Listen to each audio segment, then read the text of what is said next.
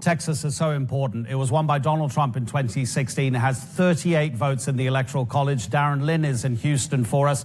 Darren, some sources are saying that Texas has gone to Trump. Is that official or not? I don't think it's a matter of being official, but if you look at the numbers right now, I'll share them with you. With 10.3 million votes counted, that's 88% of the vote in Texas. President Trump leads Joe Biden 52.1% to 46.5%. So that is 5.3 million votes for President Trump to 4.7 million votes for Biden. That is 600,000 votes with only 12% left in terms of the count. And for the Democrats, it was a sprint at the beginning because you have the big cities like Houston, Dallas, Fort Worth, San Antonio, and Austin that are Democratic strongholds. Those votes coming in first where you saw Joe Biden with the lead. But there are 254 counties in Texas. So President Trump's base are those rural counties. So if the top 5 or 6 cities are in the top 5 or 6 counties, you have 200 plus counties that are red for President Trump, and that appears to be happening here. Now, early voting was something that the Democrats,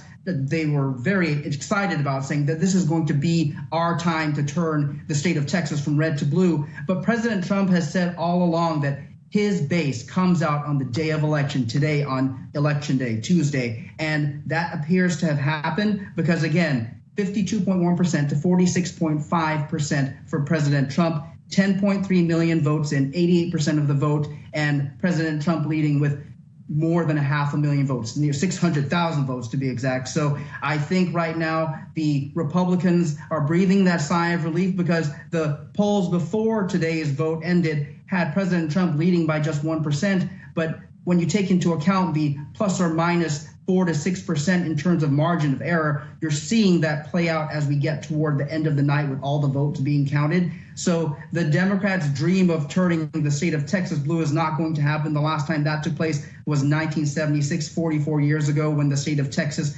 actually voted for a Democratic presidential candidate in Jimmy Carter, who became president. And it appears now that is not going to happen. President Trump will keep the state of Texas red. And in addition, in terms of the Senate race, Senator John Cornyn, the incumbent, he was announced the winner earlier this evening against his competitor, MJ Hager. And so that leaves both of the Senate seats in the state of Texas as Republican with Senator Ted Cruz. So Texas is doing what it always does, which is keeping itself red. So the fact that it was being called a swing state for much of this election, I think the Democrats were hoping that would be the case, but the Republicans are realizing that this is their state. It is usually called the reddest state in the nation, and I think tonight that is proving to be the fact. Darren, what was it that was giving the Democratic Party confidence that they might be able to flip what for so long has been a Republican stronghold in Texas? And also, is Texas still very much reliant on oil? Might that have made a difference when Joe Biden said he was going to start to transition from fossil fuels?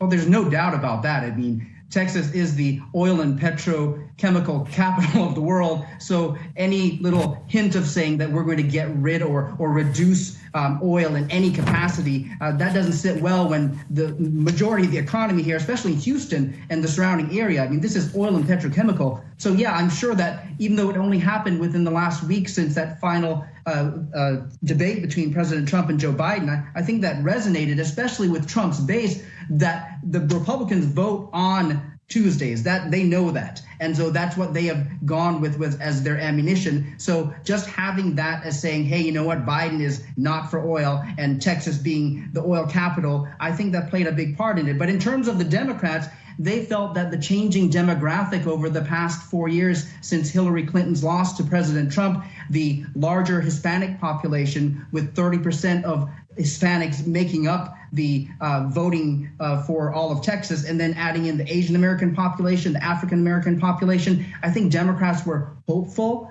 but all along, Texas has been red. Republicans have been cautiously optimistic. President Trump never visited the state of Texas towards, in fact, during the entire campaign. Neither did former Vice President Biden. I think in the end, they knew that Texas was going to remain in the hands of President Trump, and we're seeing that tonight. Again, with 88% of the vote in, 10.3 million votes. President Trump leading 52.1% to Joe Biden's 46.5%. So Texas will remain red, and that includes their 2 Senate seats. Okay, so therefore the 118 that we're looking at on the screen at the moment, Darren, if the results still remain the way you've been indicating, that will mean another 38 electoral college votes, so that total of 118 for Donald Trump. Darren, thank you very much indeed. The latest from Texas there. And let's go back to the American